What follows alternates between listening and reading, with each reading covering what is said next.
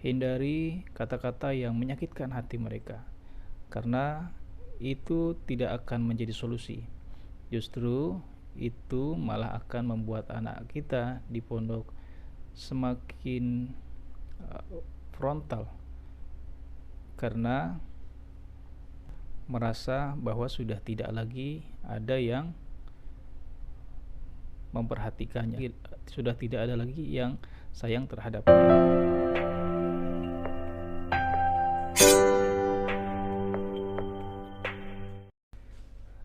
Assalamualaikum warahmatullahi wabarakatuh.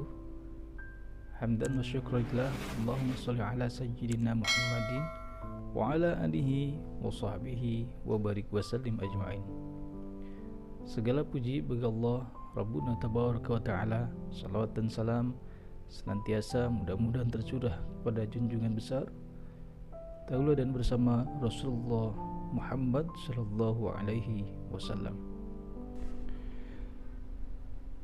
Umi abi rahimakumullah, ketika kita menitipkan anak kita di pondok pesantren, tentu saja tidak semudah itu. Tidak langsung bahwa anak kita langsung betah atau lancar mulus dalam belajar di pondok pesantren. Tentu saja ada hal-hal yang lainnya yang menjadi bagian dari bagian dari kehidupan anak kita selama di pondok pesantren. Di antaranya adalah bahwa tidak selamanya anak kita mungkin sebagai santri yang penurut, santri yang tertib, dan santri yang taat aturan. Tetapi terkadang atau kadangkala anak kita adalah di antara anak-anak yang mungkin suatu saat akan melakukan pelanggaran di pondok pesantren. Nah, lalu kemudian ada pertanyaan dari wali santri atau wali murid, karena ini sama ya di semua tempat pendidikan, di semua lembaga pendidikan yang boarding kalau di sekolah formal dan yang menginap di pondok pesantren. Ini berlaku sama, bahwa suatu saat santri kemungkinan dia tidak selamanya tertib, tidak selamanya mengikuti aturan. Kadangkala ada hal yang membuatnya menjadi harus melanggar, dan itu mungkin terpaksa atau mungkin juga tidak sengaja. Nah, tetapi pelanggaran tersebut terkadang juga bersifat yang ringan, sedang, dan kadangkala pula itu bersifat pelanggaran yang berat. Nah, pelanggaran yang berat ini tentu saja di semua tempat atau lembaga pendidikan berbeda-beda cara penanganannya. Dan biasanya pelanggaran yang berat ini pengurus pondok akan menyampaikan pelanggaran tersebut atau akan memberikan tembusan bahwa anak atau santri tersebut telah melanggar dengan pelanggaran yang masuk dalam kategori pelanggaran besar. Lalu kemudian informasi ini akan disampaikan kepada wali santrinya atau orang tuanya sebagai penanggung jawab anak tersebut. Nah, lalu ada pertanyaan dari wali santri, Ustadz, anak saya melanggar, bagaimana sikap saya terhadap anak saya yang melanggar? Haruskah saya memarahi anak saya? Nah, ini pertanyaan yang bagus. Maka perlu kita pahami dalam hal ini adalah tentang masalah yang sebenarnya, tentang kejadian yang sebenarnya. Untuk menjawab pertanyaan ini, maka ada beberapa hal yang perlu dilakukan oleh kita sebagai orang tua santri. Yang pertama, ketika kita mendapatkan laporan atau informasi tentang pelanggaran anak kita di pondok pesantren, maka hadapi dengan sikap yang tenang, tidak langsung gelisah, galau, dan emosional. Terima informasi tersebut dengan sikap yang tenang dan uh, sikap yang dingin. Yang kedua, pasti setelah itu nanti atau di beberapa tempat, di beberapa lembaga pendidikan, setelah mendapatkan informasi tersebut, tentu saja nanti akan ada kesempatan buat wali santri untuk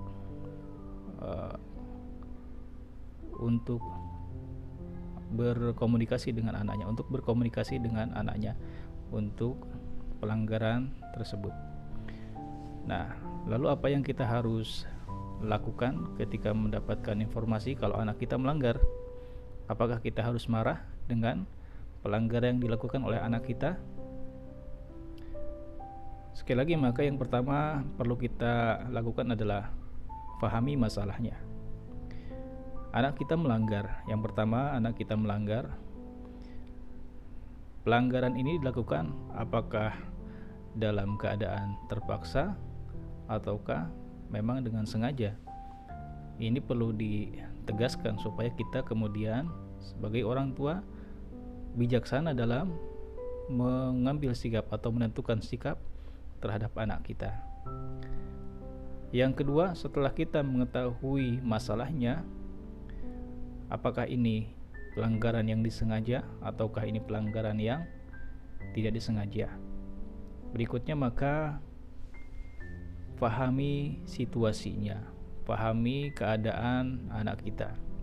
Bagaimana keadaan anak kita pada saat itu. Kemudian bagaimana keadaan emosional anak kita pada saat ini ketika kita sedang berkomunikasi dengannya. Karena ini akan menentukan dan akan mempengaruhi apa yang akan kita lakukan atau apa yang akan kita tampakkan sikap kita terhadap anak kita. Ini penting supaya kemudian kita bisa bijaksana dalam mengambil sikap untuk masalah pelanggaran anak kita ini. Ustadz, anak saya melanggar dengan sengaja, Ustadz. Bagaimana saya? Apakah saya harus memarahinya? Tidak perlu memarahinya. Cukup kita berbicara dengan tegas tentang kedisiplinan, tentang kasih sayang, tentang harapan-harapan kita sebagai orang tua terhadap anak kita. Hindari kata-kata yang menyakitkan hati mereka, karena itu tidak akan menjadi solusi. Justru itu malah akan membuat anak kita di pondok semakin frontal, karena merasa bahwa sudah tidak lagi ada yang memperhatikannya, sudah tidak ada lagi yang sayang terhadapnya. Sementara di pondok mendapatkan hukuman, lalu orang tua juga memarahinya dengan habis-habisan. Oleh karena itu, hasilnya ketika kita memarahi anak kita dengan marah yang besar, dengan semarah-marahnya, maka yang dihasilkan tidak akan menjadi baik. Justru akan menimbulkan efek yang anak kita menjadi suka melanggar yang lebih besar lagi, atau lebih sering lagi melanggar. Maka menghadapinya adalah tetap harus dengan cara bijak dan tenang, dengan sikap yang penuh dengan kasih sayang. Sampaikan hal-hal yang baik, tetapi tidak dalam bentuk kemarahan. Sampaikan hal tersebut dengan tegas, dengan bijaksana,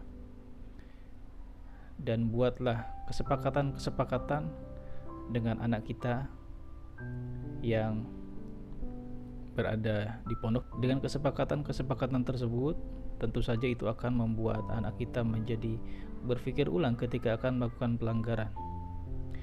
Dan perbanyak nasihat-nasihat yang bisa menggugah hatinya.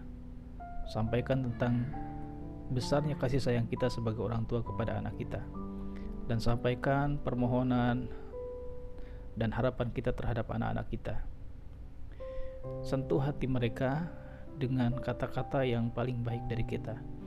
Sentuh jiwa mereka dengan ungkapan-ungkapan yang keluar dari lubuk hati kita yang terdalam untuk anak kita.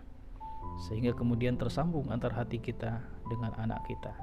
Hindari kata-kata yang menyakitkan, hindari kalimat-kalimat yang bisa membuat anak kita bertambah down setelah di pondok mendapatkan hukuman karena pelanggaran tersebut. Maka sebagai orang tua dari rumah kita mensupportnya dengan kata-kata bijaksana yang bisa membuatnya bangkit kembali. Jangan sampai kata-kata kita membuatnya bertambah down, bertambah terpuruk. Oleh karena itu, kata kuncinya adalah tidak perlu marah, cukup berkata dengan tegas dan buatlah kesepakatan dengan anak kita supaya menjadi stimulus, supaya anak kita tercerahkan, supaya anak kita bisa berpikir lebih jernih, berpikir lebih matang ketika akan melakukan pelanggaran-pelanggaran. Ustadz, anak saya melanggar, tetapi dalam lubuk hatinya dia tidak ingin melakukan tersebut. Hal ini dilakukan dalam keadaan tidak sadar atau terpaksa. Bagaimana Ustadz? Apakah saya harus memarahinya dengan pelanggaran ini? Jawabannya adalah sama seperti yang problem yang tadi. Hindari kata-kata yang membuat anak kita akan berkecil hati atau bersedih hati, yang bertumpuk-tumpuk. Hindari kalimat-kalimat yang bisa mematahkan semangatnya.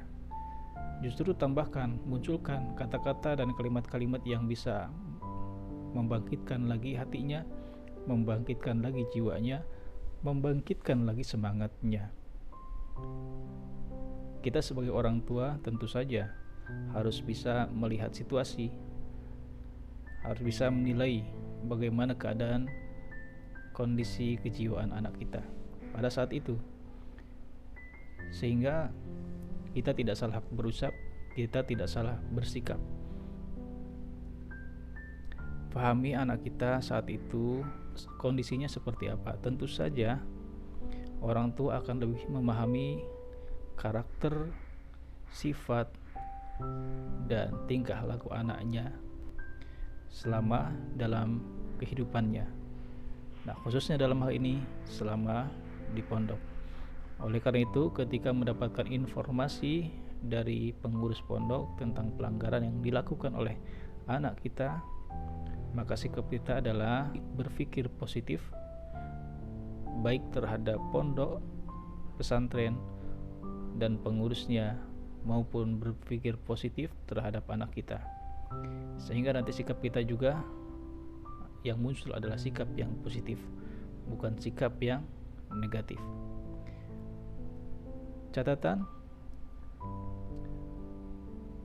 ketika anak kita melakukan pelanggaran dan pihak pondok pesantren memberikan sanksi dan hukuman, maka terima hal itu dengan legowo dan bijaksana. Tidak perlu kita protes anak kita dihukum, karena pengurus pondok pesantren melakukan itu adalah sesuai dengan aturan yang berlaku. Sesudah dipertimbangkan, sesudah dikaji dulu masalahnya dan pelanggarannya, baru kemudian diputuskan hukuman yang tepat, hukuman yang cocok untuk anak tersebut yang melanggar. Oleh karena itu, sebagai orang tua yang sudah memasrahkan anaknya ke pondok pesantren, yang sudah menitipkan anaknya dengan sepenuhnya, maka tidak perlu lagi kita berpikir negatif terhadap apa yang dilaksanakan oleh pihak pondok terhadap anak kita ketika anak kita melanggar. Cukup kita terima dan kita doakan mudah-mudahan anak kita esok lusa bersikap baik dan menjadi anak yang soleh, yang tidak banyak melanggar, baik melanggar terhadap pondok pesantren maupun melanggar terhadap teman-temannya di pondok pesantren. Sebagai kesimpulan, anak melanggar itu Anak melanggar itu manusiawi. Pelanggaran itu terjadi di mana saja. Tidak hanya di pondok pesantren, di seluruh dimensi kehidupan, di seluruh tatanan kehidupan ada pelanggaran. Pelanggaran di pondok pesantren tidak hanya terjadi oleh anak kita saja. Oleh karena itu, sikap kita terhadap anak kita yang melanggar tidak perlu frontal, tidak perlu disikapi dengan sikap yang terlalu berlebihan. Sikap kita adalah cukup menyerahkan semuanya kepada pondok pesantren untuk menyelesaikannya. Lalu sikap kita terhadap anak kita adalah mari kita bersikap dengan bijaksana, tidak mengeluarkan kata-kata yang membuat hatinya bertambah jatuh, bertambah sakit, tidak mengeluarkan kalimat yang membuat anak kita menjadi bertambah sedih dan berduka. Sampaikan selalu hal-hal yang positif, sampaikan selalu kalimat-kalimat yang bersifat motivatif, yang akan membangun jiwanya kembali setelah terpuruk, mungkin karena perasaan bersalah setelah melakukan pelanggaran. Seperti itu. Mudah-mudahan ini bermanfaat untuk kita semuanya. Sebagai orang tua yang mempunyai anaknya di pondok pesantren, tentu saja yang disampaikan ini tidak lengkap semuanya. Insyaallah mudah-mudahan pada kesempatan berikutnya kita sampaikan lagi tentang hal-hal yang berkaitan dengan kesantrian dan kepondokan. Mohon maaf apabila ada kesalahan, kekhilafan dalam kalimat dan kata-kata. Mudah-mudahan ini bermanfaat untuk kita semua. Yang benar tentu saja dari Allah Subhanahu wa taala, yang salah datang dari kami, kita sebagai manusia yang lemah dan penuh dengan kekhilafan. Terima kasih. Wassalamualaikum warahmatullahi wabarakatuh.